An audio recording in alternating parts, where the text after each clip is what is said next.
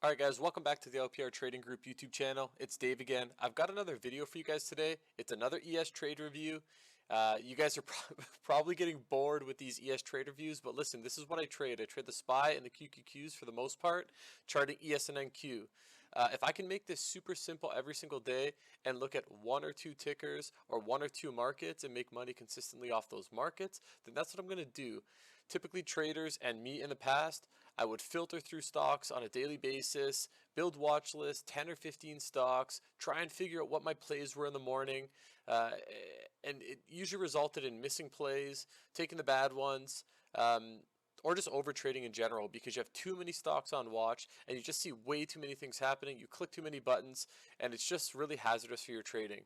So I stepped back a while ago and I'm just trading the markets, charting ES and NQ, and trading SPY and QQQ. So I hope with these videos and these trade reviews, I can help you guys tone it back a little bit and recognize that patience in this game is the priority. I'll tell you right now that the market is a device designed to transfer wealth from the impatient to the patient. So you have to decide what side you want to be on. Let's dive into this ES trade here today. So we'll look at big picture again, top-down approach all the time. We've got this channel that I've talked about. We're still trading within this channel. This could have been a questionable day here. Could have had some upside or some downside. We're actually in a pretty big gap here between our supply and demand zones. We do have a key level that we were looking to hold earlier today. So we had some levels and some zones to play off of. We go down to the 5-minute chart right here, and I'll pull up some Discord context. And I will show you guys exactly what we were looking at today.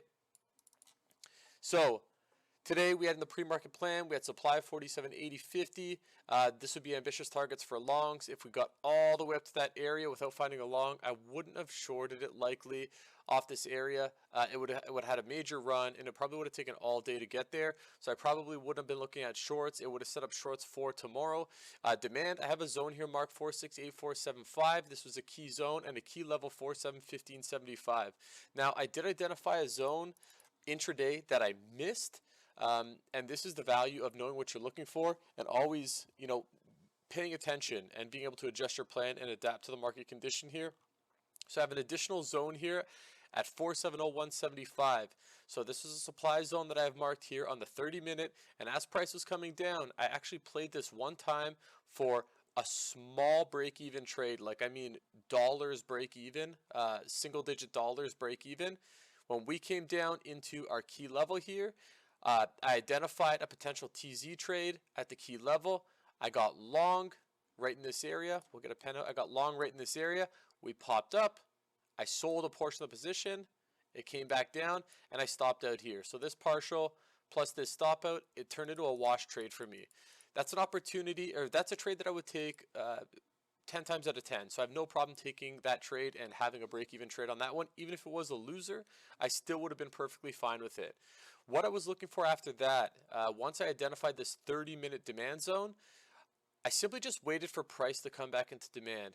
Demand is an area where old buyers presented themselves previously, and we expect them to represent themselves in that price area once again. We don't just assume that they're going to represent that price area, and what I mean by that is you don't want to just put an order out and buy as we get into demand. At least I don't, and that's not how I work. I want to see price come into demand, and I want to see this buy pressure start happening. Buy pressure, right? Pushing the stock to the upside. I really want to see sellers getting exhausted, taking profits, and buyers stepping in, essentially saying, okay, you sellers had enough fun. It's my turn now. It's my turn to get a piece of the pie. So that's exactly what happened. Buyers stepped in right here. We identified a TZ in the chat. So once we got the TZ signal, I actually got long right in this area. So we got long on the TZ. We get a nice push. Again, me personally, I'm trading options contracts. Today was 0 days to expiration. So as soon as we got this first push, I took a nice partial here because premium does kill you. The premium burn does kill you, especially on 0 days to expiration contracts. So we took a partial here, and then once we got a push up into our key level right here, I took the rest off in this area, and we called this trade a win. I think I left a little runner up here, but it was such an insignificant portion of the position that it doesn't even matter. It was something like 10% of the position that I had left that I took out on a limit order that I had into the market. Now this was a really nice move. I didn't expect this thing to go back to high of day, and it didn't. I actually stated in the chat, in our day trading chat room, you know, if we do get a TZ play down here inside demand zone, don't expect to run back all the way back to high of day. Why is that? Well, we have an opening low, we have an opening high. We make a low, we broke the high, we break the low. What's the probability that we come back and break the high again? I mean, it can happen and it has happened. It's just very, very rare. This price action that we had today, going into the open off these last few minutes or last hour or so of the aftermarket session, we actually had this like megaphone looking pattern where price was just confused. And for the most part, in the chat room, and I can show you guys here, we were telling everyone to just sit on their hands, sit on your hands, sit on your hands. It's okay to wait. It's okay to wait. We'll pull this up here. And we have today, you know, trading is waiting. Would you go to a casino and put your money on the roulette table expecting to make money? No, that is gambling and pure entertainment. We're not here to gamble or entertain.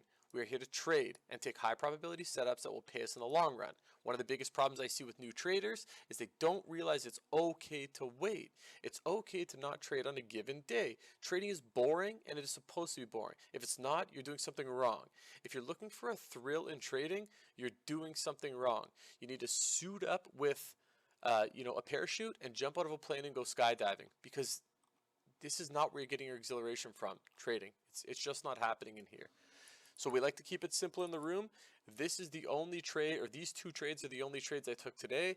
A few of the chat members hit a similar pattern on NQ.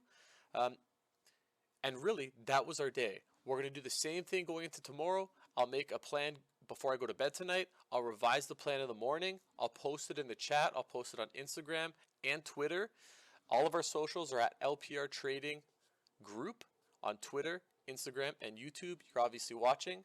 So go follow and visit our website, www.lprtradinggroup.com. If you have any other questions, check the links in the description, and they should answer your questions. Like, comment, subscribe, and I'll get back to all your comments in due time. Have a great night all.